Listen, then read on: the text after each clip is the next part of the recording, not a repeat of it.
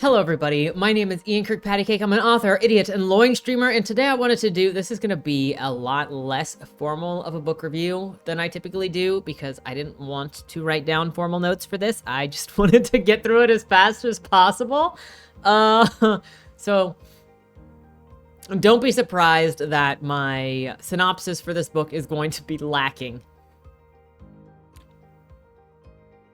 Before we get started, a couple of things. Number one, if you enjoy what I do here on the channel, please remember to like, share, and subscribe for more. Number two, if you would like to be featured on the channel, check out the links down in the description below. Number one way is through Lamoy, the monthly prompt writing contest, where I give you a prompt, you write a short story, and then we read the short stories the first Monday video of the month. The second way is if you are an indie author and you've got a book out there, submit your first chapter and your cover page, book cover, to be read here on the channel, and hopefully that'll help more people find your book, because there is an audience out there looking for what you've made. Hopefully it's not like today's book. If it is, know that I'm judging you. And number three, if you would like to check out any of my books, they are linked down in the description below, or you can find them at any of your favorite places to get books. Also, to add, I've recently started, if you find any stories or writing advice or anything that you would like to see my take on, or have a question for me that you would like me to try to answer, stories to cover, any of that, there's now a spot to submit stories and stuff like that for me to cover on the channel. So hopefully I can better service you guys in creating discussion spaces or talking about ideas or my take on things. And my take is not necessarily correct at all.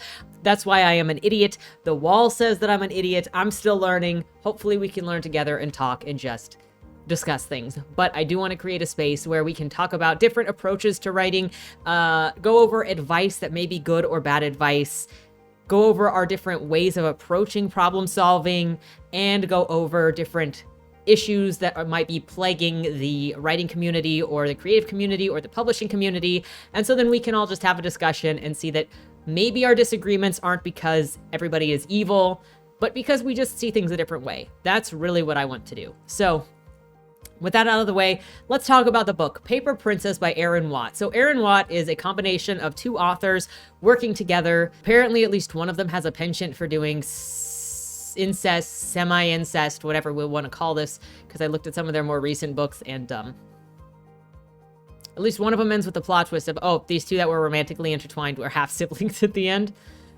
How did I find Paper Princess, and why do I keep doing this to myself? Oh, this also goes hand in hand with, I'll be reading later this year some of the most challenged books in schools, and then we're going to go over those together as well. Hopefully I'm also going to be reading some good books. I have to finish The Shards by Bret Easton Ellis. I need to finish Tokyo Vice, and I'm going to be reading some more indie books from some people that I'm looking forward to reading their indie books. They know who they are. I'll have to wait to see when I have those discussions. But so how did I find Paper Princess, and why did I subject myself to this book knowing this? So the way that I found it was through another person who did a book review on Paper Princess, and their video is called, like, this is the worst romance book I've ever read. Of course I'm going to read that. I'm sure, of course I'm going to go watch that video. This is not what I was expecting. And then when you go onto the sales page, the cover looks like this, which looks like a middle grade book to me, very kind of like Princess Diaries-esque. And then you go down to the categories on Amazon, and one of them for Kindle highly ranks in children's ebooks. So this is being marketed as young as children, up to new adult age or adult age, because if you're on Goodreads, it's also listed as young adult, new adult, and adult. So that's like a wide range of people. And if you know anything about me and what I do on this channel, I have a problem with adults selling pornography and sex to children, especially hiding it in books. Because you look at this cover, if you're an adult at the bookstore buying books for your kids, or your kids bring you this book, you're not going to necessarily know what's in it or what your child is going to be subjected to. And this is why I talk about these books on this channel, because I want to get the sex out of children's books. So, what is this book about? This book follows a character named Ella. Also, why are all of the female characters in these books like brown hair, average, doesn't matter eyes. Did she have blue? I don't even know what color eyes she had. Killer body, because she's a 17-year-old stripper. She stole her mother's ID. and pretends to be 34, even though there's not enough makeup in the world to make a 17-year-old look 34. I'm sorry, there's just not. So she's a 17-year-old stripper. Her mother died recently, and so she's been trying to make ends meet by working a bunch of jobs and going to school. And then one day at school, somebody shows up in the principal's office to tell her that this is your new guardian, by the way. His name is Callum Royal, and you're going to be going with him. Now, she is obviously super sus because she's never met this guy in her life. And suddenly this guy is like, you're going to come and move out of your little stupid home with me, and I'm going to be your new daddy. So she runs off, runs home, fills a bag to run, but she doesn't have enough money to bounce out of town. So first she's got to go and pull some tricks at her stripper club. But the one that she works at doesn't pay the best. And her boss also owns a more adult stripper club where it's full nude, where you can get paid much more. So she's offered that position when she goes in. And she takes it because she wants to make as much money as possible as quickly as she can so that she can get away from Callum. And so when she goes over and gets all dressed up, she goes out and guess who? Callum is there and has purchased a lap dance. And so now she is lap dancing on her new daddy to try to like scare him off. And that doesn't work, obviously. Joke's on her when Callum's current girlfriend is like just a couple of years older than she is. I don't know if she thought this plan out. But that's a way to start a family relationship, I suppose. So this guy has shown up, not because he is the main character's father, but because he is theoretically, allegedly, the best friend of the female main character's father. And the female character's actual father died at some point. So Callum is now the new guardian for his best friend's daughter. Now, I think that there are 5 books in the series. I don't know where it's going. I would like to say that Steve is not actually your father because, number 1, that is obviously a name that you make up for on the spot to be like, oh yeah, your dad is Steve. But 2, the whole idea that, oh yeah, your dad was a seaman, so that's why he's not here, is such a cliche that I don't believe that Callum is not this child's father. Also, because later I hear that one of the guys that she macks on, one of Callum's sons, is like her half-brother. So I have a feeling at some point it's going to come out that she is actually Callum's daughter. Because he's also like, if you just come with me, I'll give you $10,000 a month. And she's like, yeah, sure, okay. So he gets her on a private... Actually, he doesn't actually get her agreement at first. He just kind of takes her, throws her in the car. They go to a jet on a private runway, and then they're flying, and she's like, well, I can't get away. And so he's going to give her $10,000 a month just to behave, basically. Now we get to the Royal Manor, and Callum has 5 sons, all in high school or college. One or two of them are college age. Gideon's college age. You've got the twins, Sebastian and Sawyer. You've got Easton, and then you've got the main love interest, Reed. They're all assholes, just so you know. Reed is the biggest asshole, of course, because he is the love interest. But they're all assholes. We should note that at some point in this storyline that the twins swap girlfriends and don't tell the girlfriends that that's not their boyfriend that they're sleeping with. We should also note that Reed is having sex with his dad's girlfriend. We should also note that Easton and Reed kind of trade around Ella, and so they probably also trade around other girlfriends. There's just a lot of indirect incest going on in this as well by siblings sharing sexual partners, but I digress. So Ella is shown to her room where she's going to unpack and put stuff away, and her new brother Reed knocks on the door and is like, hey, I'm coming in, and she says, hey, I'm naked, and he's like, I don't freaking care. And then he walks in anyway to tell her she's not to embarrass the family, she's not to do anything stupid, she's not a real royal, and she will listen to whatever they say to do. And of course she says no because Reed's being a little asshole. And this is what's going to be pretty normal for the entirety of their relationship. So the majority of the plot just goes adopted thirst. Oh yeah, because there's immediate thirst. There is immediate thirst. All these guys are not just assholes. They're completely jacked hottie McHot pants. And the second that Ella sees Reed, she is like dripping wet. Every single time. She cannot focus on anything but being dripping wet for this man. Oh my gosh, rape threats by the brothers. Yes, also that's a constant thing.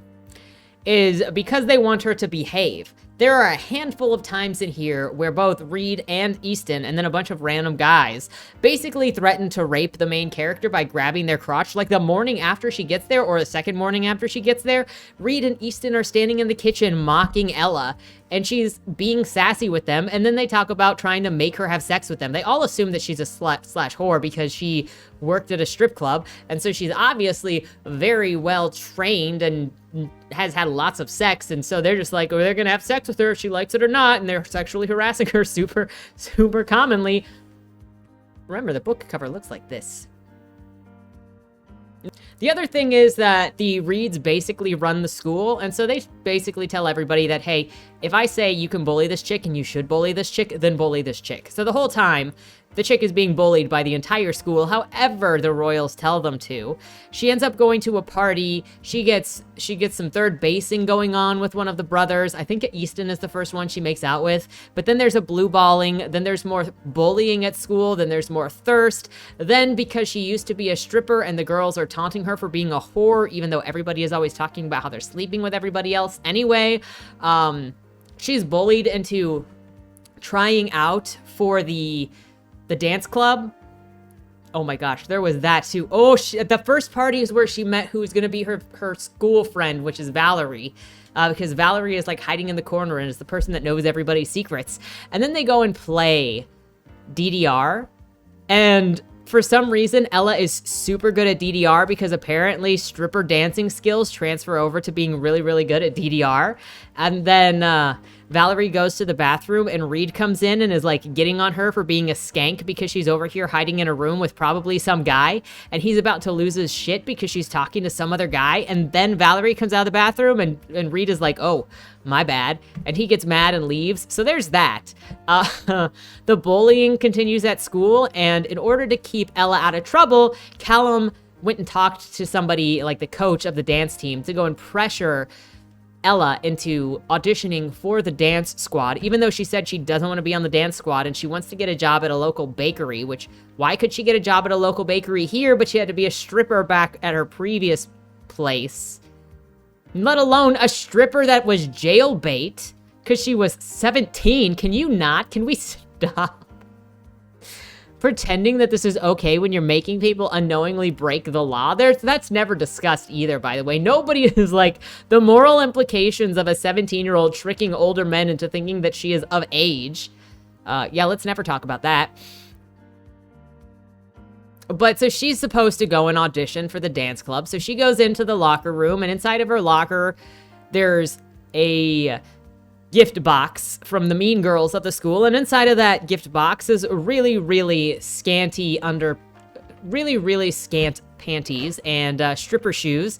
And she's like, oh, if this is how they're gonna be, then fine. I'll be sexy. So she puts on the outfit and then goes out into the gym in her underwear to go and audition. And everybody is like, oh, she's so hot. Oh, she's a slut. Oh. And then I think it was Reed that comes over with a jacket and then pulls her in the back and also is thirsting after her, but is also like, you shouldn't be doing that. And Callum is constantly like, you guys need to take her to parties so that she's not left at home, even though she doesn't want to go to the parties. You need to make her not feel like she's being left out, so constantly take her places. She doesn't want to go because these guys are obviously mean to her and bullying her, but they keep saying, you have to agree with us and you have to go with us so that Dad doesn't bother us. Why don't you guys all just lie to Dad? If you just all agree to say we made stuff up and then she just hides in her room, Dad's not going to know any better because he's never there. Callum Dad wants them all to go and hang out and have a family yacht trip day, which he goes to all of the kids. And it's like, hey, what are you kids doing today? And the kids are like, well, I was going to go and do this. And he's like, no, you're not, because we're going to go on the family yacht and have family time together. Well, you know what happens as soon as they get on the yacht and they're out to sea? You guessed it, Dad is on the deck banging his girlfriend and everybody is listening to her moan. Why would you invite your children to this? This just is so questionable because it makes me wonder what kind of parent, like none of the kids are surprised that Dad is doing this, which means they're used to it, which means he constantly has had sex and been inappropriate in front of these kids to the point that they are groomed that it is normal. Then Reed takes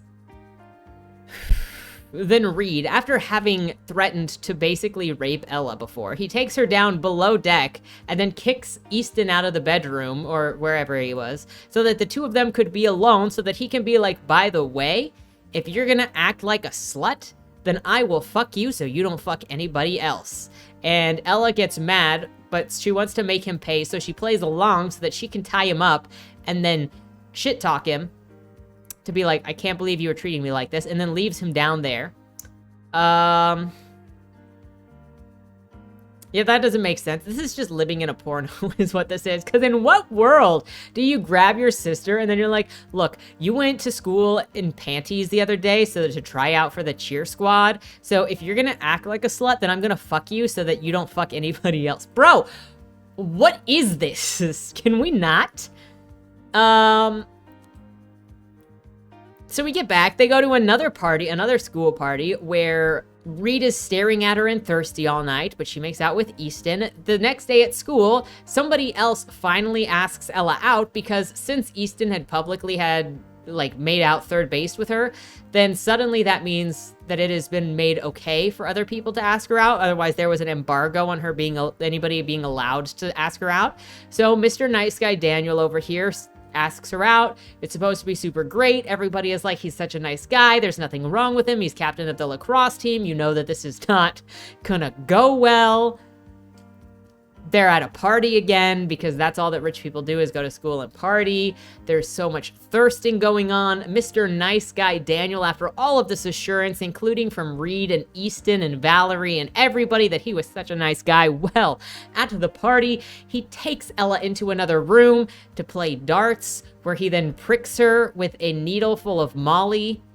Says it was a dart that he accidentally pricked her with. She starts getting high. He's trying to have sex with her, like force her legs open, but she won't have sex with him. So then he goes and his buddy is like, hey, why don't you give her some cocaine? Because that should probably loosen her up some. So then she's forcefully given cocaine, and then Reed shows up and rescues her from the rape while she is super high on drugs. And then he takes her home. And while she is high on drugs, you betcha he gives her oral. You betcha he gets sexual with her, but it's okay because he goes, look, you're not in your right mind to make this decision. I can't have sex with you, but I can do everything but P and V sex. And it's fine, right? You want me to do this, right? And she's like, yes, I need you to do this. My body is so hot. I need you to do this. So he does it. And the authors knew that this was such a problem because they had Reed confirm later that, hey, everything I did to you that night, you were okay with that, right? And she goes, yeah, I wanted you to do that. You were either out of your mind high and you could not consent to that, or you were not that high. But you can't play this game of being both high and so high that you needed somebody to get you off because of the effects of the drugs, but you were also not so high that your consent was meaningless. Like, you cannot have it both ways, and the implications of this are never dealt with. It's just, she was super high, he did things with her after the fact when she was sober again. She said it was fine. No. No. This is your leading love interest, your end game love interest. No. There's more thirsting. Her new father, Callum, gets her a car. She's like, at least it's not pink. There's thirsting, more sex. Was that when they had actual sex? Look, I don't care what anybody says. It doesn't have to be P and V in order to be sex. If you do everything but P and V, you can't call it not sex. If it's oral sex, it's anal sex, it's hand sex, it's whatever if you're doing that stuff. Okay, no, that was real sex. So then eventually, even though Reed is constantly teasing her and bullying her still, they do actually have sex. And then her friend Valerie is teasing her at school, being like, so when are you gonna tell everybody that you and Reed are having sex? And she's like, well, I'm gonna keep it a secret as long as I can because I don't want people to know that I'm banging my stepbrother. And just so you know, it doesn't hide that they're step siblings. It is very, very obvious that this is a kink story because they continually say little sis and big bro and sis and bro. And they want you to know that they are siblings. There is yet another party where there is fighting that goes down because they're getting back Daniel for having drugged Ella. So they set up this whole thing to get him into a back room so that they could get him naked and tied up and they could humiliate him and beat him. And of course, he's got a little dick because that's always how it is. Don't I know it?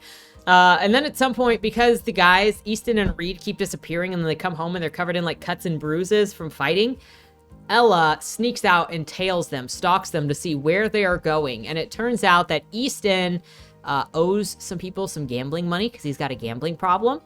And despite his dad being rich and probably having given him money all the time, because he just gave Ella $10,000 like it was nothing, Easton doesn't have any money to pay off this $8,000 debt. So Ella offers these bookies the $8,000 she still has from her initial allowance to cover Easton's debt. They're like, okay, cool, and they go away. Then we got some time skipping to the will reading of Ella's dead father, Steve. Oh, I forgot about that part. There was freaking... Okay, so then there's this will reading because obviously Steve is dead. And that's why Ella is with Callum in the first place. And so they go to the will reading. And initially, like forever ago in the book, Ella had met her father's wife, who was not her mother because Steve was not married to her mother. And the father's wife continually insisted that Ella was not Steve's daughter. Ella was Callum's daughter. But Callum was also like, you need to go and meet Steve's wife because she could mess up and contest my guardianship. So it made no sense really for this to exist because she didn't want Ella. She continually made she made statements, claims that Ella was in fact Callum's already and not Steve's, which means she did not want Ella. If the will still said the money would go to Ella, then it wouldn't matter if the wife didn't have Ella as her child because the will still said the money would go to Ella. A DNA test doesn't change what's in the will. So that didn't make sense. So then I didn't know why Callum was so insistent that Ella was in fact Steve's daughter, and this needed to go well with What's-Her-Face, otherwise What's-Her-Face would contest his guardianship. Because no, she wasn't going to. She didn't want anything to do with Ella. But anyway, we're at the will reading, and also now Brooke is at the will reading and is friends with Ella's dad's wife, ex-wife, widow, whatever, because Callum upset her, and she hates the royals now. And she yelled at, when she was leaving the house, she yelled at Ella that Ella doesn't know the true royals, but she knows the true royals because she's been around longer than a month. So they're at the will reading, and it turns out that Steve has left Ella hundreds of millions of dollars. Brooke is angry. Oh, and one fourth of the company that he ran. So now she's a millionaire and she's overwhelmed, multi-millionaire, 100-millionaire, really. She's overwhelmed. There's flirting and thirsting going on. Gideon tells Ella to break up with Reed because the relationship that they have is inappropriate and it needs to stop. Ella agrees with that she's going to, and she doesn't really want to, though, and I don't really think that she's going to. Ella goes to find Reed, though, after that conversation, and when she goes to knock on his door, she opens the door, and guess who is in there? Oh, it's Brooke.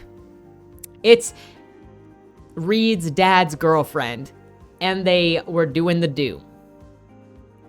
Or were about to do the do, and then she was taunted because of it. So that causes Ella's heart to break. She gets so upset that she runs out of the house. She packs her bag, runs out of the house with what little money she has, gets onto a bus and runs away because she is done with all of this and she doesn't trust these people and she hates these people now. And that is the end of the book. I'd like to remind you that this is the cover and these are the categories on its top categories on Amazon. I need publishers and writers to stop selling pornography to children. If you're going to do kink, and that's clearly what this is, you've got the bully kink, you've got the reverse harem kink, you've got the incest kink. If you're going to do that, market it appropriately, not to children. Don't involve children in your kinks. That is my biggest problem with any of this. Write what you want, but stop selling kink to children and stop hiding it with covers that don't look like they should. Because this is something that came up when I was talking about leather and lace. But if you go and you look at one of the author's profiles, her Instagram profile says that she is a YA author because her first book is a YA book. She has the same pen name for her YA book as she does her erotica. Her erotica, based on the covers, don't look like erotica. So if somebody goes, oh, what's this author? Oh, she's a YA author. And then they just buy out her backlog. They're going to be giving their children pornography. This is a problem. And I don't understand why you would put pornography under the same profile as your YA stuff. I don't understand why in the case of Paper Princess, why you're going to be selling smut as YA, as children's literature. Can we get some discussion on what this is and why it is so permeating to sell sex and heavy kink and heavy illicit sexual intercourse to children? Because it is way too common and people don't seem to be thinking about it. It is that common. I don't know, guys. Am I the crazy one here for being if you're going to sell smut, put it on a different profile than the one that says YA author? Or is that is that asking too much? Let me know, because sometimes I feel like I'm taking crazy pills, because I really can't say anything about Leather and Lace and Guns and Smoke being alongside a YA book when this is being sold as YA, and I don't think this is YA. I don't think this kind of sexual stuff should be marketed to children. So a couple of the things that I did want to highlight within the plot of this story. This is not going to be my typical reviews or analyses because I don't have anything broken down. I just wanted to cover the synopsis and how gross this is. But the plot didn't make sense. There were no characters. It was literally just scene to scene to scene of thirst and hooking up with brothers. I covered most of my comments as I went to try to keep this, pretty clipped. But the one thing that I did want to mention is there was a section in there near the end of the book before, maybe near the 3/4 mark, near where Ella was going to have sex with Reed, where she was bragging about all of the sexy things. It was during the time skip, where Ella was bragging about all the sexy things that she's done with Reed, but she hasn't had sex. And then her friend is calling her a prude. Bro, you're not a prude for doing literally everything sexual except for P and V. It's all so stupid. It is all so stupid and it's gross and I don't understand. And I just wanted this to stop pretending that it was being innocent when it wasn't being innocent.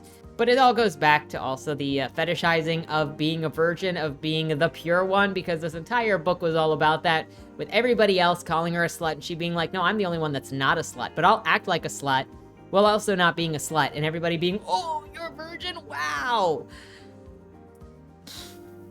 I'm just tired. I'm tired of the oversaturation of sex in literally everything. And yet I signed up for the banned books thing. Well, anyway, have you read Paper Princess? Will you read Paper Princess? What are your thoughts on this and this plot of this book, whatever it is, the state of YA marketing, where I feel like all of it is either pornography or ideologically driven storytelling. Not all of it. I'm sure there's plenty of fine books also out there, but there's a lot of it that's just what is YA anymore? But high school smut. Anyway, let me know your thoughts on this book, on the state of YA as a genre, in publishing, in anything. If you've read this book, I would love to know your comments on it or the rest of the series. I'm likely not going to continue any of this. I got other things to read, but I did want to cover it anyway because I think we need to be talking about how much sex there is in literally everything and it being sold to kids and it's not being talked about enough. Obviously, I've got a bone to pick. There is a place for sex in literature, for sexual scenes in literature, and if you really want erotica. This isn't an all-out, this isn't a statement against having any of that in books. I just don't think it needs to be in children's literature, in YA, and there is a sense to me in some cases that there's a level of sex addiction in the reading community right now that is not really being talked about, and I feel like I'm getting more and more expressions of just this gluttonous lust. But maybe it's just me. Maybe I need a break. I say this, and then I'm thinking of the books that are supposed to be promising, which I love Bret Easton Ellis's writing style, but the first 6 of The Shards was very thirsty as well. Which, fair from the perspective of the story, but oof, okay. I think I need to read Tokyo Vice, because I usually have good luck with nonfiction. Anyway, I am rambling now. So with that said, thank you so much for watching. Looking forward to your thoughts, and have a great weekend. Don't die. Was that Wayland Cross in the trunk? Do you know, or is that something that's still being figured out? The person in the trunk was not Wayland Cross. Is he in trouble? We don't know who did it, but as the owner of the car, the longer he's missing, the worse it looks for him. Cross isn't a killer. For the last couple of years, the average number of murders in Baltimore has been over 300, and it's been going up. Mind you, that's only whatever the badges count as official murder, and believe me, there are people that don't count when they die. Wayland? If you're down here, tell me. I'm not talking to the badges, I've been looking for you. They found a body in your trunk. Why? Did you do that? To the left, plain black letters read along the wall. You walked in the corridor. Once that ends, you chose the dark is on the right. My vision goes blurry, flickers black and black and black for longer intervals until I can't see anything at all. I'm not screaming anymore, but my voice echoes back to me. Where the hell am I? You're dead, Josephine. Even smart people do stupid shit sometimes, right?